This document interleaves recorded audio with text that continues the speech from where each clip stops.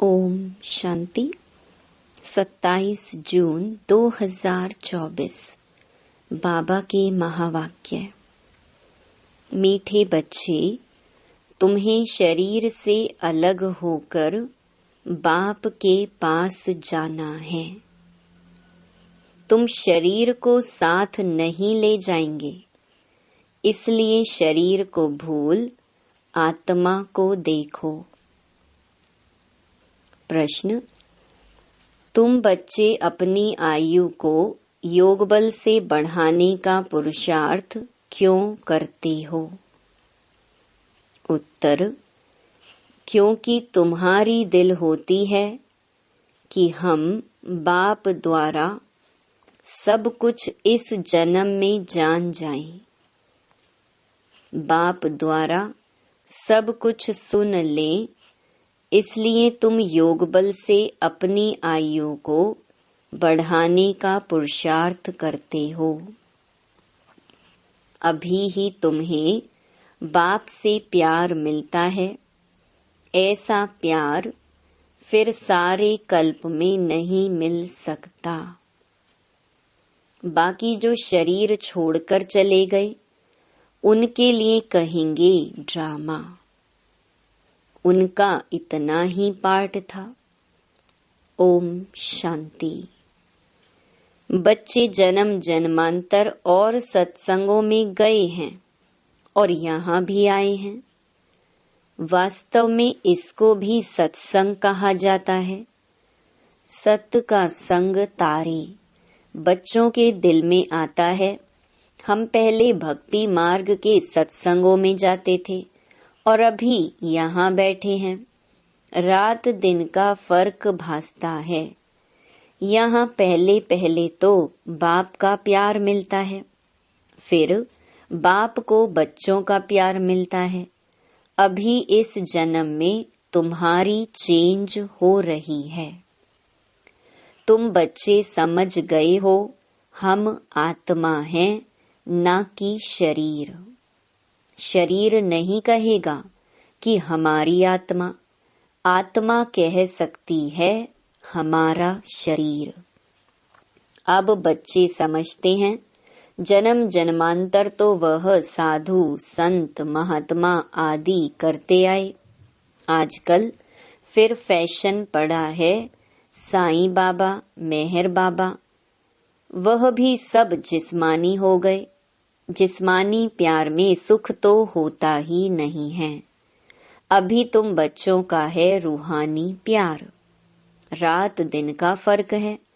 यहाँ तुमको समझ मिलती है, वहाँ तो बिल्कुल बेसमझ है। तुम अभी समझते हो बाबा आकर के हमको पढ़ाते हैं। वह सबका बाप है।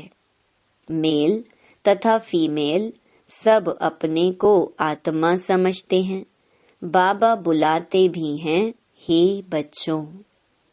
बच्चे भी रिस्पॉन्स करेंगे। यह है बाप और बच्चों का मेला।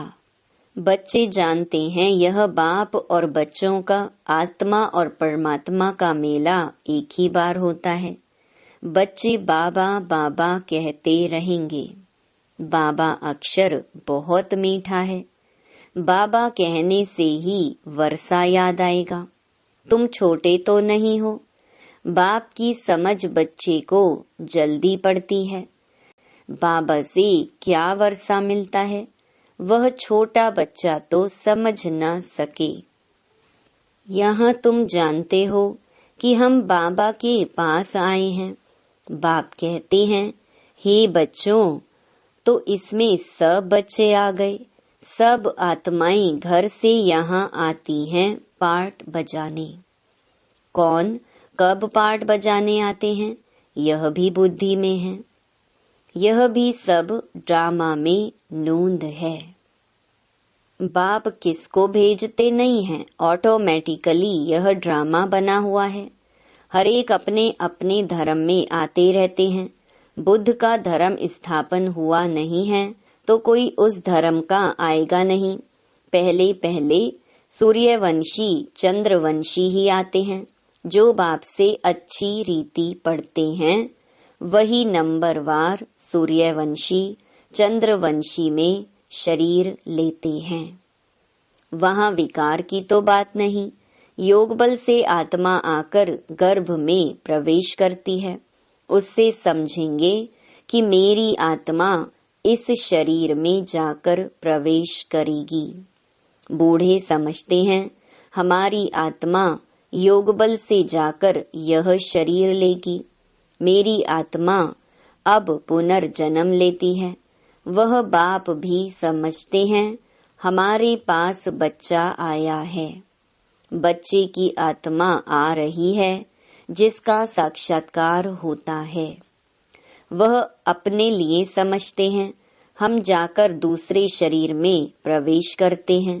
यह भी विचार उठते हैं ना, जरूर वहाँ का कायदा होगा। बच्चा किस आयु में आएगा वहाँ तो सब रेगुलर चलता है ना। वह तो आगे चल महसूस होगा, सब मालूम पड़ेगा।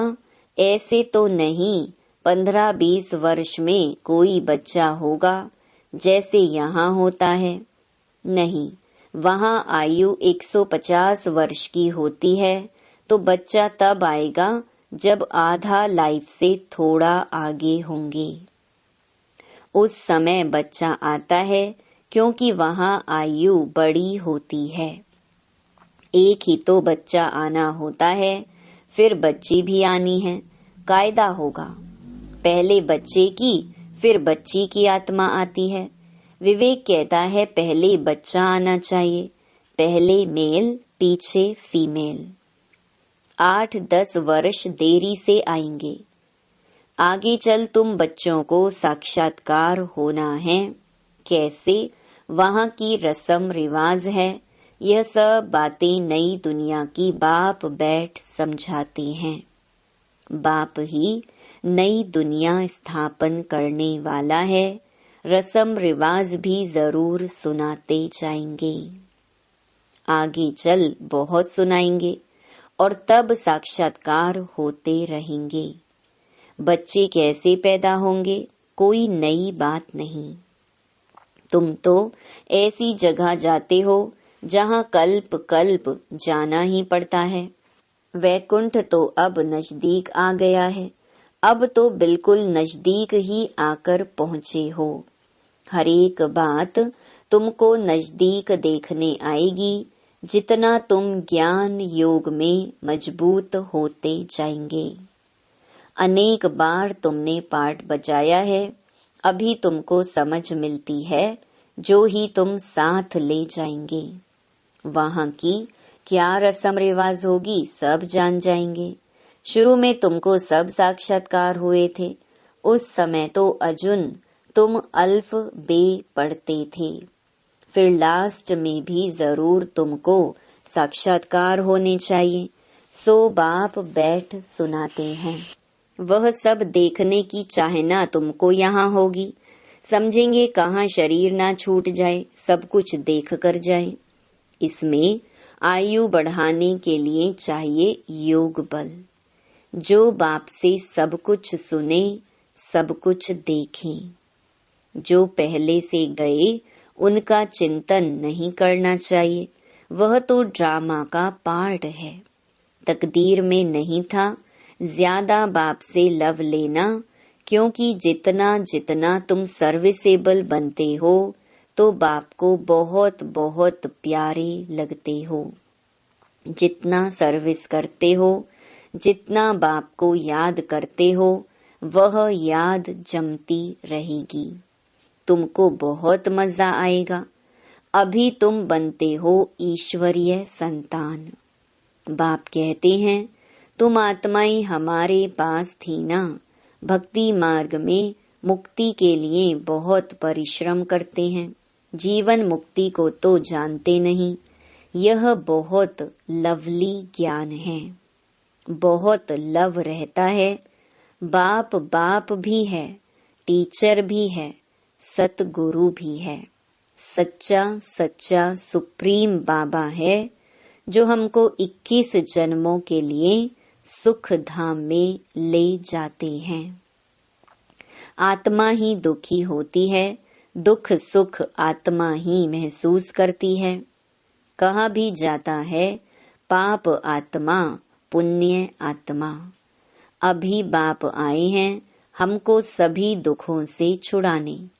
अभी तुम बच्चों को बेहद में जाना है, सब सुखी हो जाएंगे, सारी दुनिया ही सुखी हो जाएगी।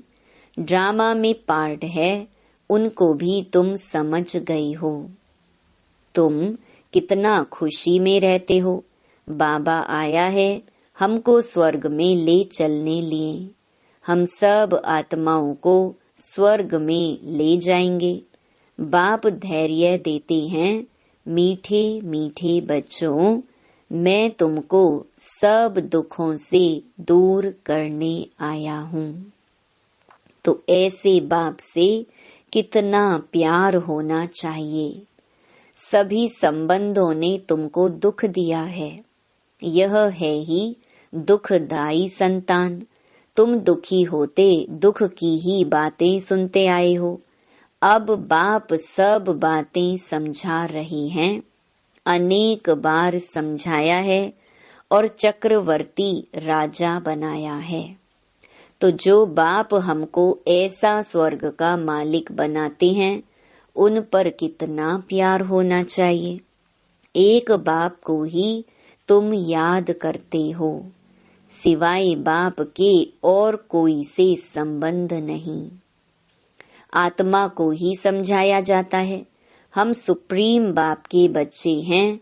अब जैसे हमको रास्ता मिला है, फिर औरों को भी सुख का रास्ता बताना है। तुमको सिर्फ आधा कल्प के लिए ही नहीं, पौना कल्प के लिए सुख मिलता है। तुम पर भी कई कुर्बान जाते हैं, क्योंकि तुम बाप का संदेश बताकर सब दुख दूर कर देते हो। तुम समझते हो, इन्हें भी, ब्रह्मा को भी यह नॉलेज सुप्रीम बाप से मिलती है। यह फिर हमको पैगाम देते हैं, हम फिर औरों को पैगाम देंगे। बाप का परिचय देते सब बच्चों को जगाते रहते हैं अज्ञान नींद से। भक्ति को अज्ञान कहा जाता है। ज्ञान और भक्ति अलग अलग हैं। ज्ञान सागर बाप अब तुम बच्चों को ज्ञान सिखला रही हैं। तुम्हारे दिल में आता है, बाबा हर 5000 वर्ष बाद आकर हमें जगाते हैं। हमारा जो दीवा है उसमें घृत बाकी थोड़ा जाकर रहा है, इसलिए अब फिर ज्ञान घृत डाल दीप जगाते हैं। जब बाप को याद करते हैं तो आत्मा रूपी दीप प्रज्वलित होता है।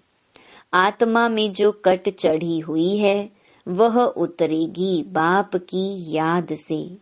इसमें ही माया की लड़ाई चलती है। माया घड़ी घड़ी भुला देती है और कट उतारने के बजाय चढ़ती जाती है, बल्कि जितना उतरी थी उससे भी जास्ती चढ़ जाती है। बाप कहते हैं, बच्चे मुझे याद करो तो कट उतर जाएगी। इसमें मेहनत है, शरीर की कशिश ना हो। देही अभिमानी बनो। हम आत्मा हैं, बाबा के पास शरीर सहित तो जा नहीं सकेंगे। शरीर से अलग होकर ही जाना है। आत्मा को देखने से कट उतरेगी, शरीर को देखने से कट चढ़ती है। कभी चढ़ती कभी उतरती, यह चलता रहता है। कभी नीचे कभी ऊपर, बड़ा नाजुक रास्ता है। यह होते होते पिछाड़ी में कर्मातीत अवस्था को पाते हैं। मुख्य हर बात में आंखें ही धोखा देती हैं, इसलिए शरीर को ना देखो। हमारी बुद्धि शांति धाम सुख धाम में लटकी हुई है और दैवी गुण भी धारण करने हैं। भोजन भी शुद्ध खाना है, देवताओं का पवित्र भोजन है। वैष्णव अक्षर विष्णु से निकला है। देवता कभी गंदी चीज थोड़े ही खाते होंगे। विष्णु का मंदिर है जिसको नर नारायण भी कहते हैं। अब लक्ष्मी नारायण तो साकारी ठहरे, उनको 4 भुजा होनी नहीं चाहिए, परंतु भक्ति मार्ग में उनको भी 4 भुजा दी हैं।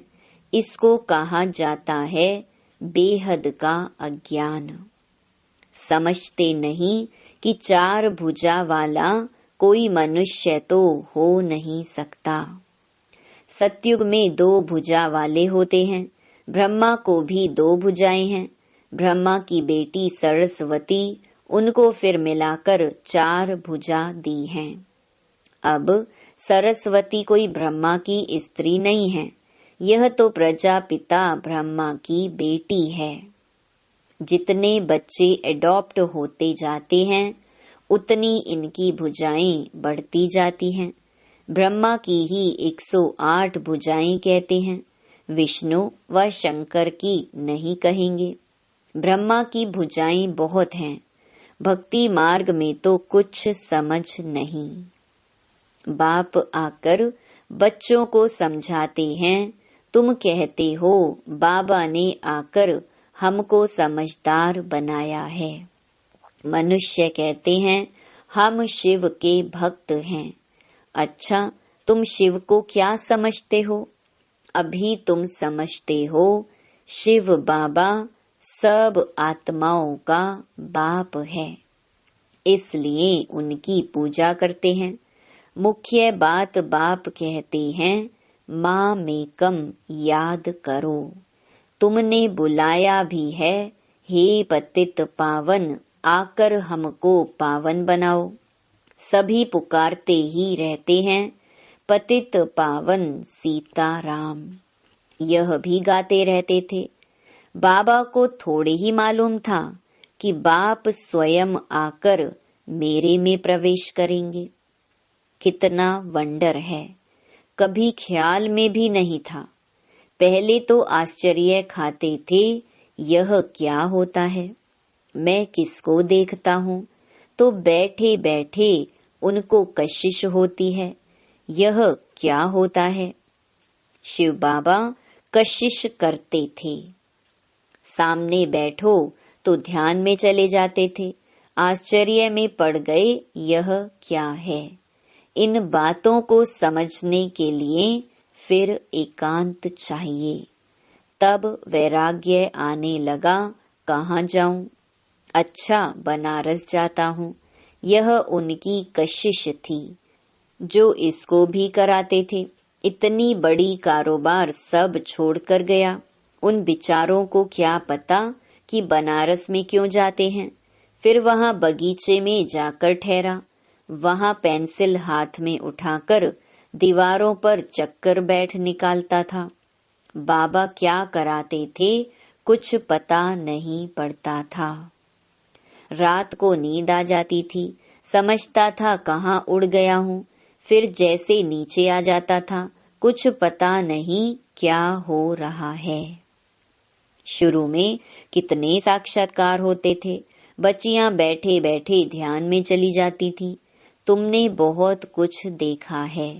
तुम कहेंगे जो हमने देखा सो तुमने नहीं देखा।